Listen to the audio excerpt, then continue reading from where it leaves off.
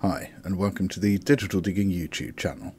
In this video, we'll be looking at 3 of my favourite fighters from Tier 1 of the British aviation tree in the game of War Thunder.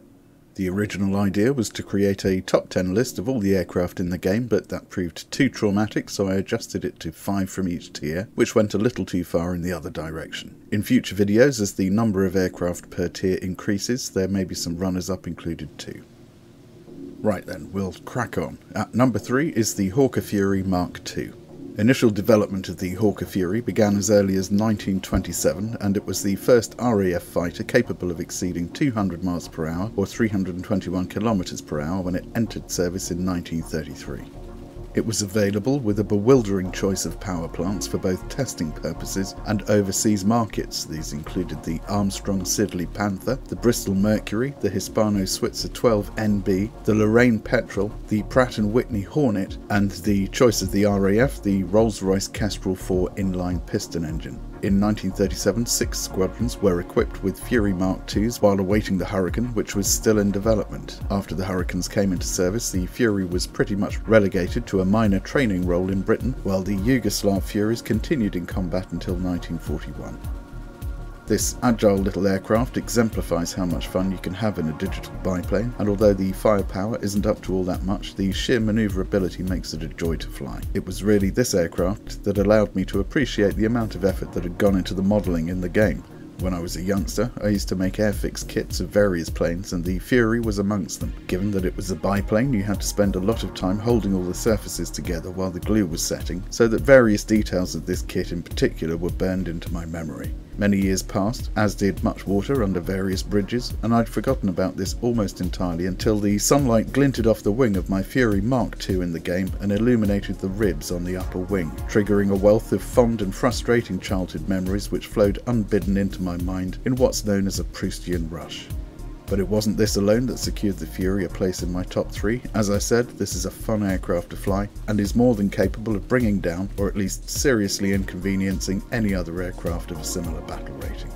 Speaking of which, the Fury Mk2 has a battle rating of 1.0, a maximum speed of 251 miles per hour, or 404 kilometers per hour, and a turn time of 15.1 seconds. It's armed with a pair of 7.7mm Vickers E machine guns with 1,200 rounds of ammunition and a reload time of 15 seconds.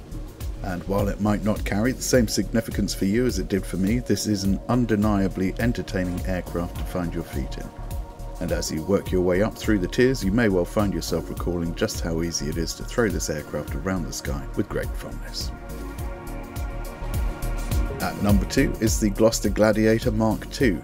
The origins of the Gladiator have their roots in 1930, when the Air Ministry specification for a new fighter generated an overly complex tendering process which saw 16 proposals from 8 aviation companies who between them produced no less than 9 prototypes. In the end, Henry Folland, the chief designer at the Gloucester Aircraft Company, decided to simplify the process by refining his design for the already reliable Gloucester Gauntlet, which used the equally reliable Bristol Pegasus engine. The Air Ministry gave him the nod, and the first prototype was airborne by 1934. It was, however, nothing more than a beefed-up version of a World War I fighter, and given that the Hurricane, Spitfire and Bf-109 were already in development by the time it was being delivered to various squadrons, it was considered no more than a stopgap, but one that was extremely effective in its own right. In the game, as in real life, the transitional nature of this aircraft is quite apparent too. It has an enclosed cockpit, gun pods, and with a higher top speed and greater weight than its predecessors, is already losing some of the manoeuvrability that characterises the aircraft beneath it. But what it loses in terms of agility, it makes up for in firepower and the ability to soak up damage. It can dominate most of the biplanes in the game, but when it starts coming into contact with monoplanes, it has a hard time keeping up, so don't try and outrun them, outturn them instead. There are 2 of these aircraft in the game, the Gladiator Mk2 and Tux Gladiator, but as the second is a premium aircraft, I'll be covering it in a different video. In the game, the Gladiator Mk2 has a battle rating of 1.3. It has a maximum speed of 247 miles per hour or 398 kilometers per hour and a turn time of 17.5 seconds.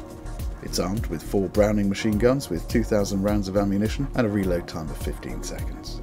Until you unlock the Hawker Hurricane, this will be the best fighter in your lineup, and indeed after you unlock the Hurricane, I think you'll be falling back on the Gladiator for a good while. As in history, the Gladiator remains useful well beyond its assumed life expectancy. At number 1, perhaps unsurprisingly, is the Hawker Hurricane Mk2. Often unfairly seen as the Spitfire's ugly cousin, the Hawker Hurricane deserves to be better known for its accomplishments. For instance, it accounted for 60% of the RAF's victories in the Battle of Britain, and when flown by an experienced pilot was considered capable of giving the Bf-109E a good run for its money. It was also renowned for its ability to take a great deal of damage and still get its pilots back to a friendly or indeed not so friendly airfield. High altitude combat was not its forte, however, which resulted in the Hurricane being transformed into a formidable ground attack aircraft, a role in which it excelled, and was one of the few aircraft that saw action in almost every theatre of conflict from the start to the finish of World War II. In Tier 1 we have the Mk2, which has a battle rating of 2.0, a maximum speed of 323 miles per hour or 520 kilometers per hour, and is armed with 8 7.7mm Browning machine guns with 2,800 rounds of ammunition and a reload time of 15 seconds. At the risk of upsetting the biplane fans, the Hurricane Mk2 feels like the first real aircraft you get to fly in War Thunder. Though it can't of course turn on a penny like the biplanes can, it can still turn extremely well, has very generous amounts of both machine guns and ammunition, and plenty of power under the hood. You get another of these, the Mk2, in the next tier up, but you'll be able to hang on to the Mk2 for a good while. It's sturdy, manoeuvrable, and can soak up the damage. In this tier, the only other aircraft you really have to worry about is another Hurricane. I recommend it highly and can't wait until Gaijin bring more of them into the game. The Mk2C is apparently on its way at some point, and this will give us all the most robust features of the Hurricane, backed up by 4 20mm Hispano cannon.